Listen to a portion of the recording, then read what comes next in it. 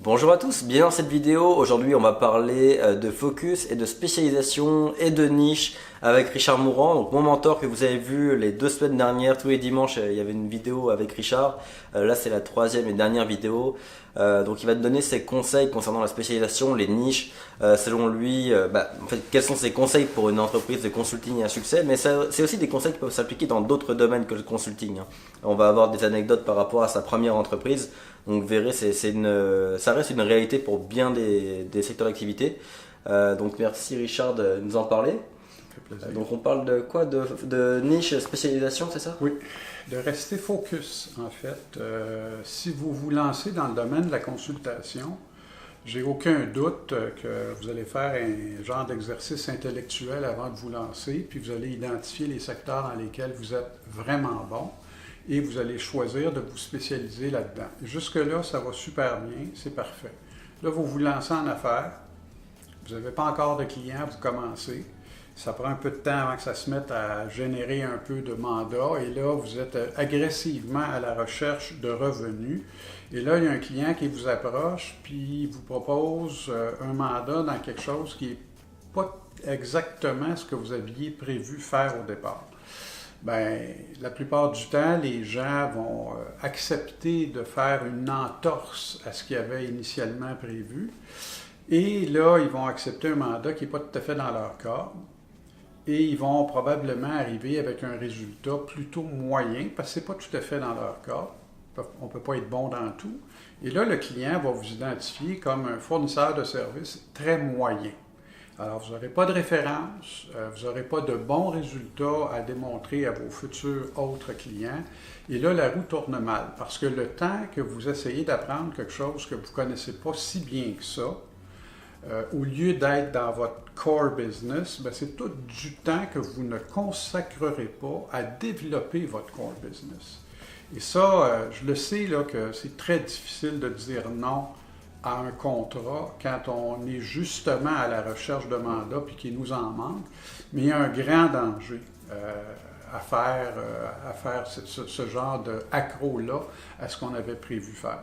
Alors moi, je vous incite à vous en tenir à votre créneau et à plutôt compenser le manque de contrat par beaucoup plus d'activités de développement des affaires dans le secteur que vous voulez, plutôt que d'accepter ce qui se présente à la porte. J'aimerais dire que ça c'est un conseil que Richard m'a donné il y a 2 ans et que j'ai appliqué, c'est-à-dire qu'au début je faisais un peu tout sur le web et puis il y a pas mal de discussions, je me suis vraiment concentré sur la publicité Facebook et effectivement depuis que je fais ça, le taux horaire, mes forfaits augmentent, il y en a de plus en plus et les clients viennent plus facilement et comme forcément je suis meilleur dans la publicité Facebook que dans autre chose, les clients satisfaits parlent plus de moi qu'avec mes autres services, donc c'est vrai, c'est une bonne chose, mais selon vous, si quelqu'un qui se lance reçoit très régulièrement la remarque selon laquelle si tous les clients commencent à demander aux consultants de faire d'autres choses, est-ce qu'au bout d'un moment il n'y a pas une remise en question au niveau du secteur d'activité, au niveau du service? Il faut garder une certaine ouverture là, à autre chose, mais quelquefois c'est le modèle d'affaires qu'il faut faire intervenir. Exemple, toi tu faisais du marketing numérique, développer les affaires par le numérique. Ouais. Et là, tes clients te demandent de développer des sites web, de faire des vidéos promotionnelles, de travailler au niveau du branding. Ce sont toutes des spécialités dans lesquelles tu as des connaissances de base, mais des connaissances de base. Ça ne fait pas de toi un spécialiste. Si tu travailles là-dedans, tu vas prendre beaucoup d'heures pour réaliser ce qu'un spécialiste aurait peut-être fait en 1 heure avec un meilleur résultat. Ouais. Tu ne rendras pas service à ton client. Et tu ne te rendras pas service parce que tu vas te voler du temps que tu aurais pu mieux exploiter dans ce que tu maîtrises vraiment bien. Alors, si, exemple, vendre du marketing numérique, ça implique quasiment tout le temps qu'il faut que tu refasses un site web. Alors là, dans ton modèle d'affaires, trouve-toi un spécialiste en site web, associez-vous ou développez des ententes contractuelles où un réfère à l'autre et ainsi de suite. Puis, soyez 2 à donner un excellent rendement à votre client et de cette façon-là, vous allez respecter vos créneaux et vous allez donner un super service à votre client. Ça c'est un bon exemple parce que justement dans la publicité Facebook par exemple, comme je vous le dis souvent, la vidéo c'est le meilleur média pour faire de la publicité. et même sur le web en général. Et il se trouve qu'on avait besoin de vidéos pour faire des publicités Facebook pour la plupart de nos clients. Et très peu de clients avaient les ressources en interne ou les moyens d'embaucher des firmes extérieures. Donc c'est là que Kevin, qui était là à temps plein et qui va revenir de son voyage en France très prochainement, s'inscrivait parce que lui il est spécialisé en vidéo, il produit les vidéos, Oui. L'agence fait une marge là-dessus et ces vidéos servent aux campagnes publicitaires. Puis souvent dans le modèle d'affaires, ce que je vois chez mes clients, là, ça commence par des ententes contractuelles entre deux entreprises ou deux travailleurs autonomes distincts. Okay? Et là, exemple, tu travailles avec Kevin du vidéo, tu as à le faire de plus en plus souvent pour tes clients, puis tout ça. C'est fort probable qu'à un moment donné, tu vas dire à Kevin, regarde, je te fais une offre, joins-toi à mon entreprise comme employé ou comme associé ou peu importe la façon. Et là, je vais commencer à offrir les deux services à mes clients, les deux sous le même toit, mais ce ne sera pas toi le gars des vidéos. Toi, tu vas rester dans ton créneau de spécialisation et Kevin va rester dans le sien, puis vous allez vous joindre ensemble et peut-être qu'il y en aura d'autres qui vont s'ajouter. Ça va peut-être finir que dans 10 ans, tu vas offrir une panoplie de services, mais ce ne sera pas toi qui vas les réaliser, puis ce ne sera surtout pas toi qui va avoir développé ces compétences-là, parce que surtout dans le web, là, il y a des micro-compétences dans toutes sortes de choses. Ouais. Puis le client va avoir le meilleur de tous ces mondes-là. Fait qu'il faut que quand tu offres quelque chose à un client, la personne qui s'en occupe, c'est un top gun là-dedans. Fait qu'il ne met pas trop d'heures pour un résultat optimal. Toi, ça te permet de prendre une marge intéressante. Et à l'autre bout, le client est super bien traité par ce qui est fait par ton bureau. Et puis ce serait une bonne méthode pour la croissance dans le sens où plutôt que de se mettre en danger avec une embauche, avoir un sous-traitant qui revient régulièrement, puis au bout d'un moment vous allez voir qu'un sous-traitant devient plus rentable si vous l'embauchiez. Là on s'entend que ça peut être un bon move de l'embaucher. Si... moi j'ai en 20 ans de pratique là, auprès de à peu près 175 entreprises différentes, là, je ne sais pas combien de fois j'ai vu une entreprise acheter son sous-traitant après 4, 5, 6 ans d'échange de services. Puis à un moment donné, les gens disent, ben là, c'est rendu pas mal important dans notre offre de service. Puis là, plutôt que de toujours dépendre de quelqu'un indépendant qui pourrait nous dire, ben là, j'ai pas le temps de m'en occuper cette semaine, je vais te le faire la semaine prochaine, on l'achète, on va être les premiers servis, puis il mettra ses autres clients en deuxième, puis ça va faire partie de notre offre de service. Mais quand on fait ça, on a des spécialistes partout. Ouais.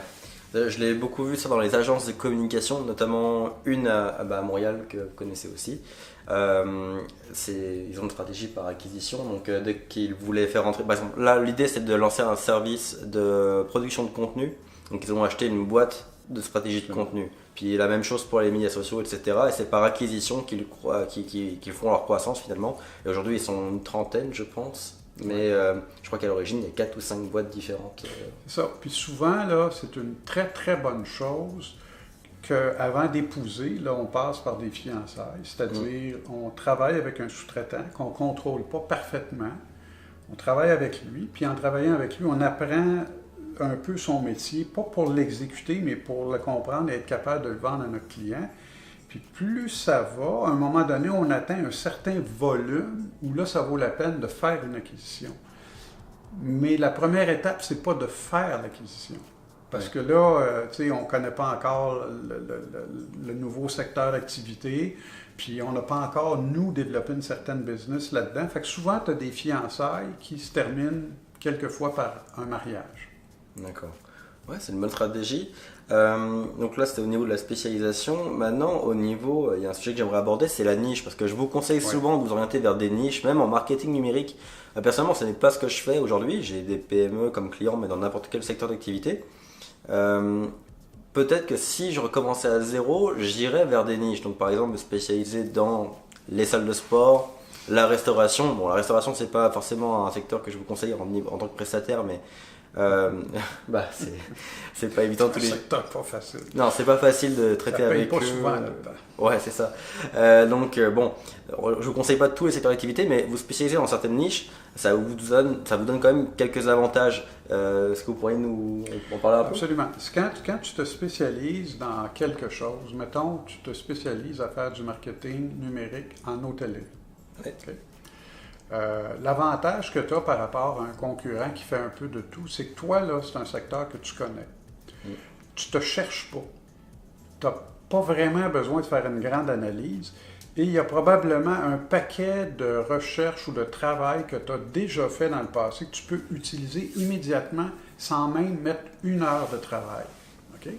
Donc, si le mandat prendrait à quelqu'un qui n'a jamais travaillé dans l'hôtellerie, mettons 80 heures, il y a de bien bonnes chances que si toi, tu t'es spécialisé en hôtellerie, tu sois capable de faire le même mandat en 40 heures, puis il risque même d'être mieux fait que le néophyte qui va avoir pris 80 heures pour le faire. Et on retombe sur le sujet de la précédente vidéo, si vous ne l'avez pas vu, allez la voir, où une des clés c'était l'efficacité, et vous conseillez de créer des procédures, de standardiser le service. Là, c'est sûr que dans une niche, on peut aller plus loin à ce niveau-là. Et le forfaitaire. Et le forfaitaire aussi. Et le forfaitaire, parce que c'est pas parce que ça te pris 40 heures, faire un mandat de 80 heures, que tu dois facturer seulement 40 heures. Alors, tu peux avoir fait un forfaitaire à peu près semblable à celui qui aurait pris 80 heures, sauf que toi, ça va t'en avoir pris 40 heures, et tes heures vont être 2 fois plus payantes que celui qui n'est pas spécialisé. Donc pour tout ce qui concerne le forfaitaire et l'efficacité, allez voir notre précédente vidéo de dimanche dernier. Mais pour un résumé, le forfaitaire, c'est que plutôt que vous faire payer à l'heure, puis que ça change tous les mois, donc disons, si vous avez travaillé 20 heures à 100 $ de l'heure, vous faire payer 2000 $. Le forfaitaire, c'est de mettre tous les mois, sur un an, un contrat de 3000 $ par mois en place, peu importe les heures que vous y passez. L'avantage, c'est que si vous travaillez bien et efficacement, comme on vient de le dire, vous pouvez travailler seulement 10 heures pour être payé 3000 $ et donc faire théoriquement 300 $ de l'heure. Ça permet de dépasser un peu les plafonds qu'on pourrait avoir en temps normal quand on travaille à un prix horaire fixe. Ok. Donc les niches, bon bah écoutez, merci beaucoup. Les niches et la spécialisation générale, c'est deux variables à prendre en compte. Si vous n'avez pas encore commencé à vendre vos services et que vous voulez vous chercher un peu dans quel secteur vous lancez, bah, pourquoi pas réfléchir à une niche, effectivement. Une des personnes qui a suivi la formation de devenir consultant, c'est niché dans l'immobilier. Donc je crois que c'est Clément de Nantes qui s'est niché dans l'immobilier, et ça marche très bien pour lui parce que le mot passe beaucoup plus vite en fait. À ce que j'ai compris, il y a des gens qui viennent le voir, alors que c'est le début de sa business, hein, il vient de commencer, mais des gens viennent le voir par le bouche à oreille, tout simplement parce qu'il est spécialisé dans un seul domaine. Aussi au niveau de l'apprentissage du marketing numérique, comme vous le savez, il faut se former en continu. Lui ne se forme que sur le marketing immobilier, ce qui fait que ça niche aussi son temps de formation, il passe beaucoup moins de temps à se former en général. Ça, je vous conseille vraiment de vous y intéresser, pas seulement à l'immobilier, à plein d'autres secteurs d'activité. Vous avez des idées de secteurs d'activité comme ça où le web pourrait... Moi, je vais vous donner un autre conseil, et ça va rejoindre un peu ma pratique en stratégie d'entreprise. Je dis souvent là, que j'ai certains concurrents que j'ai plus tendance à appeler des collègues, parce que je pense que quand on fait du processus stratégique en entreprise, notre objectif, c'est d'aider nos clients. Alors, les concurrents, moi, j'ai plus tendance à les appeler des collègues. Mais j'ai certains collègues qui, eux, quand ils font de la stratégie avec leurs clients, c'est qu'ils passent énormément de temps à scruter le marché pour voir c'est quoi les plus belles opportunités d'affaires. Puis en fonction de ce qu'ils vont découvrir dans les marchés, ils vont essayer, après ça, dans un deuxième temps, de développer l'expertise nécessaire pour exploiter ça. Moi, je dis exactement le contraire. Ne regardez pas les marchés dans un premier temps. Regardez-vous, vous comme individu. Regardez c'est quoi vos compétences, dans quoi vous êtes à l'aise, c'est quel genre de travail, lorsqu'on vous le donne, là, vous avez l'impression qu'on vous donne un morceau de gâteau, vous allez vous amuser comme un petit fou, puis règle générale, le rendu à la fin, tout le monde va s'exclamer en disant « Wow, tu as un bel job qui me... » Bien, c'est là-dedans que vous devez vous en aller. C'est exactement là-dedans, et même si la tarte est beaucoup plus petite là-dedans, si vous devenez l'expert des experts, vous allez aller chercher votre part de marché et vous allez avoir une très belle business et une très belle rentabilité. Si vous allez dans un secteur qui est très, très en demande, mettons qu'il y a une sous-capacité dans le secteur, et là, tout le monde est à la recherche de fournisseurs, vous décidez d'aller là-dedans avec une expertise qui est, disons, très moyenne. Si jamais il y a un resserrement de marché puis que le volume baisse un peu, ceux qui étaient les top guns de cette industrie-là avant que le marché devienne effervescent, ils vont vous sortir en un rien de temps. Parce que les spécialistes, ça va être eux autres et pas vous. Donc, restez dans votre secteur de compétences. Puis quand vous voyez un concurrent arriver là-dedans, là, contre vous, là, il faudrait que votre réaction, c'est « Oh boy, un autre à qui je vais montrer comment ça marche, cette affaire-là. » C'est là qu'il faut que vous allez. Vous devez demeurer dans vos secteurs de compétences. Fait que si vous cherchez une industrie ou un créneau ou une niche, commencez par vous questionner sur vos capacités, sur vos compétences pour rester là-dedans le plus possible. Même au niveau qualité de vie, il y a un impact. Hein. Je l'ai senti Énorme. sur mon moral, mon envie de travailler quand quand les clients me demandaient des choses sur lesquelles j'étais à l'aise ou non. Oui. J'ai vu une énorme différence. J'avais plus de facilité à m'y mettre. C'est clair, quand tu travailles dans un secteur que tu maîtrises moins bien, c'est très difficile. Tu es en apprentissage, tu n'es jamais sûr de toi, tu as peur de faire des erreurs, tu fais des erreurs, c'est normal. Tu commences ta courbe d'apprentissage, mais le client qui reçoit ça, là, il n'est pas tellement satisfait et tu n'auras pas de bonne référence, fait que ça va te jouer des tours.